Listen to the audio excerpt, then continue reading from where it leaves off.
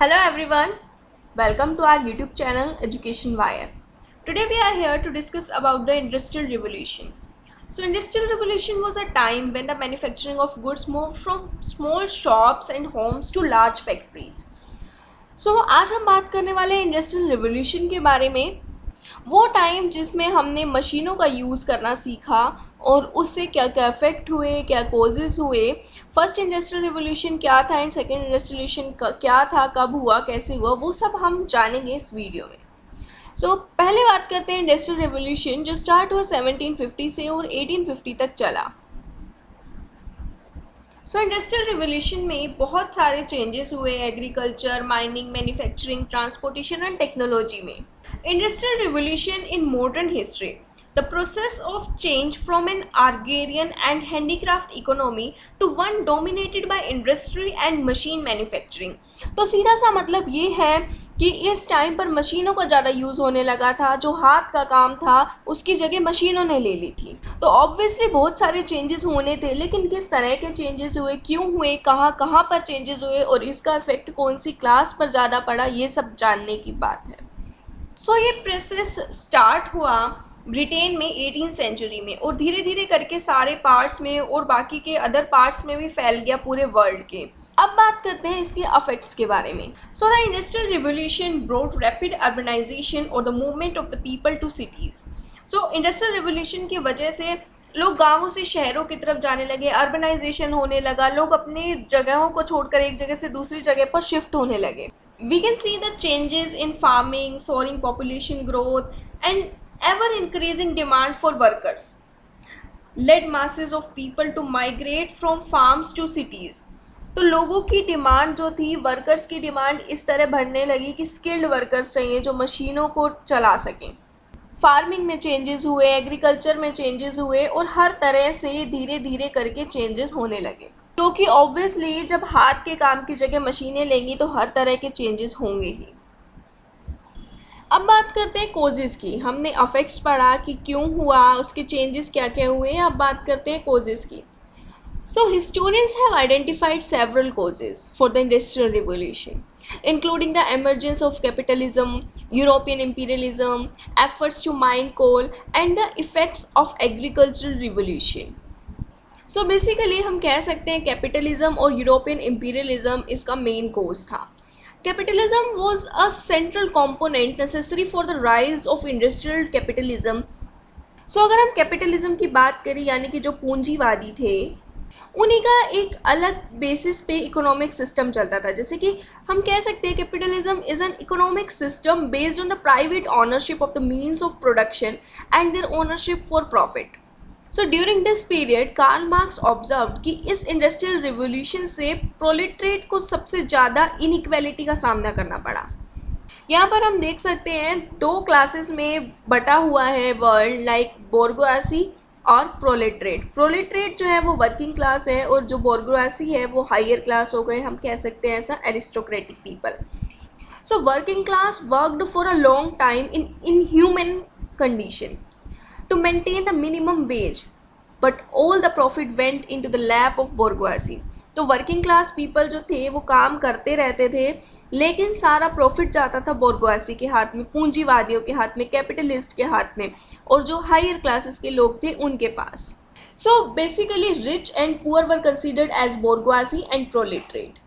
क्योंकि Marxism era में कोई भी मिडिल क्लास को अटेंशन नहीं देता था, क्योंकि ऐसा समझा जाता था कि पॉलिटिकल रिवोल्यूशन लाने में इनका कोई रोल ही नहीं है।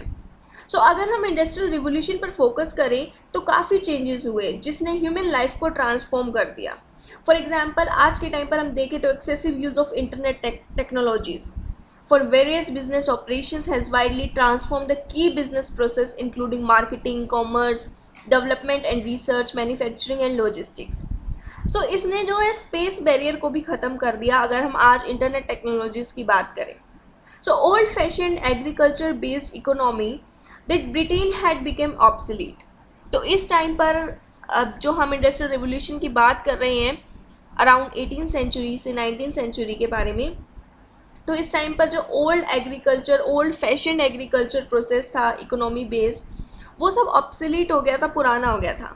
and the transformation allowed for emergence of large manufacturing based cities and abundance of English manufactured goods and made Britain overall a very wealthy nation.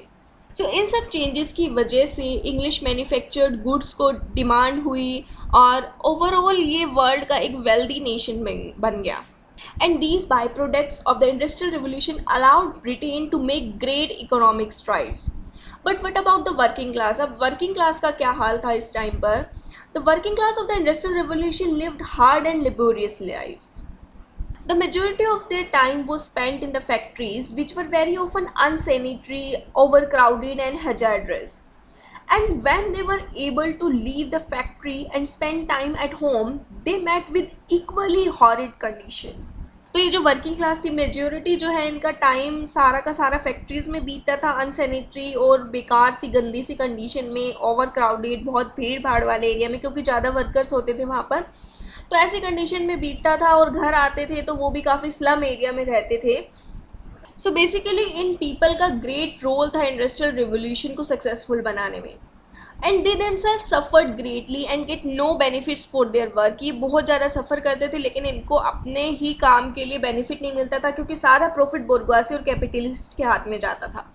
So the first revolution began in north of Britain in 1760 and ended in 1850. So the industrial revolution began in Britain in the field of agriculture. Because of this, trade networks and transportation started. अब बात करेंगे हम second industrial revolution की, और ये second industrial revolution start हुआ 1870 में. So the second industrial revolution was based off the innovation in steel, electricity and chemicals in Germany, began in 1870 and ended in 1914. It was a time of World War I, as we all know about it. But the first industrial revolution began with the technology leap, which was cotton textiles. तो अगर हम first industrial revolution की बात करें तो सारा सब cheese based थी एग्रीकल्चर पे. जो रिवोल्यूशन हुआ सबसे ज़्यादा वो एग्रीकल्चर पे हुआ, कॉटन टेक्सटाइल्स पर हुआ. कुछ ऐसी मशीनें बनाई गई जो 10 गुना ज़्यादा स्पिन कर सकती थी बजाय हाथ से स्पिन करने के. फिर ऐसी मशीनें बनाई गई जो सीड्स को अलग कर सकती थी. कोल, आयरन, रेल रोड्स बनाए गए लॉन्ग डिस्टेंस को कवर करने के लिए, उनसे हेल्प मिली. If we talk about the second industrial revolution that happened in Germany, chemical advances, demand of dyes, fabrics and soaps we can see, इनमें ज़्यादा चेंजेस हुए. वो चेंजेस इस वजह से हुए कि जो काम पहले हाथ से किया जाता था, धीरे धीरे किया जाता था, कम प्रोडक्शन मिलती थी, वो सारे काम अब मशीनों से किए जाने लगे. तो पहला हुआ ब्रिटेन में, जिसमें एग्रीकल्चर पर ज़्यादा इफेक्ट पड़ा. लॉन्ग डिस्टेंस कवर करने के लिए रेल रोड्स बनाए गए, आयरन, कोल, माइनिंग, इन सब चीज़ों का ज़्यादा ध्यान दिया गया और मशीनों से काम लिया गया. लेकिन सेकेंड इंडस्ट्रियल रिवोल्यूशन की बात कर रहे हैं जो कि जर्मनी में हुआ, तो उसमें chemical advances, demand of dyes, fabrics and soaps, इन सब चीज़ों को हम देख सकते हैं. इसके अलावा उस टाइम पर स्मॉल पॉक्स और कोलेरा, फर्स्ट वर्ल्ड वॉर के टाइम पर ये सब सारे डिजीज़ कितनी ज़्यादा फैली हुई थी. तो उस टाइम पर स्मॉल पॉक्स और कोलेरा जैसे डिजीज़ से लड़ने के लिए प्रॉपर हेल्थ केयर की नीड थी, जो सेकेंड इंडस्ट्रियल रिवोल्यूशन के साथ पूरी हुई. Automobiles, combustion engines, cylinder, diesel engines, ये सब बनने लगे. इवन अगर हम देखें तो बल्ब भी उसी टाइम पर इन्वेंट हुआ, cables, voice over wires, radios. So more beneficial changes happen during the second industrial revolution.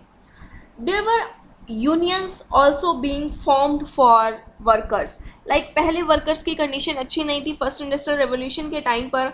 उनके लिए उनको कुछ बेनिफिट नहीं मिल पाते थे, वो पूरा दिन काम करते रहते थे, उन्हीं जगह पर रहते थे पूरा दिन, और उसके बाद घर पर जाकर भी उन्हें ऐसे ही स्लम एरियाज़ में सर्वाइव करना पड़ता था.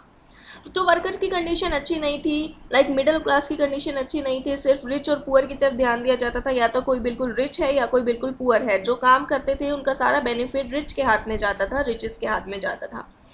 सो इस टाइम पर सबसे ज़्यादा बेनिफिशियल चेंजेस हुए अगर हम बात करते हैं सेकेंड इंडस्ट्रियल रिवोल्यूशन की. तो इस टाइम पर वर्कर्स के लिए यूनियंस बनाए गए, लाइक ट्रेड यूनियंस, जो उनके लिए काम करते थे. अगर उन्हें कोई भी परेशानी होती थी तो वो उन यूनियंस को जाकर, अपने हेड को जाकर बोलते थे और वो आगे काम करता था, जैसा कि आज भी होता आ रहा है. So all the classes were impacted, but the second industrial revolution had a huge effect on the working class, women and middle class. So basically सारी क्लासेस पे इफेक्ट तो पड़ता है हर एक चीज़ का, लेकिन सेकेंड इंडस्ट्रियल रिवोल्यूशन की इफेक्ट की बात करें तो सबसे ज़्यादा इफेक्ट पड़ा वर्किंग क्लास पे, विमेन पे एंड मिडिल क्लास पे. So middle class became wealthy because of the investment and all that. क्योंकि मिडिल क्लास जो थी इस टाइम पर वेल्दी हो गई थी, क्योंकि ये लोग काम कर रहे थे और काम का फ़ायदा इन्हें होने लगा था। तो जो लोग डेली काम करते थे वो मिडिल क्लास से ट्रांसफॉर्म होकर आगे बढ़ गए। लाइक वो लोग मिडिल क्लास में ट्रांसफॉर्म हो गए। मिडिल क्लास जो थे वो वेल्दी क्लासेस बनने लगी, और जो लोअर मिडिल क्लास थे वो मिडिल क्लास में ट्रांसफॉर्म हो गए, और धीरे धीरे करके उनकी सिचुएशन सुधरने लगी बिकॉज ऑफ एजुकेशन भी उस टाइम पर आ गई थी। So the first and the second revolution was very significant to European civilization in different ways. तो हम कह सकते हैं कि फर्स्ट और सेकेंड इंडस्ट्रियल रिवोल्यूशन ने बहुत ही इंपॉर्टेंट और बहुत ही सिग्निफिकेंट रोल निभाया यूरोपियन सिविलाइजेशन में, अलग अलग तरीक़ों से, चाहे वो क्लास के तरीके से हो, चाहे वो इकोनॉमी से रिलेटेड हो, चाहे वो किसी भी तरह से हो। So it brought about many technological, social and cultural changes for everyone. So इसने टेक्नोलॉजिकल, सोशल और कल्चरल चेंजेस क्रिएट किए हर तरीके से, हर किसी के लिए। So this is all about industrial revolution. हमने दो इंडस्ट्रियल रिवोल्यूशन के बारे में जाना, first and second. I hope you guys understand. If you guys understand, hit like, share it and subscribe it. Thank you.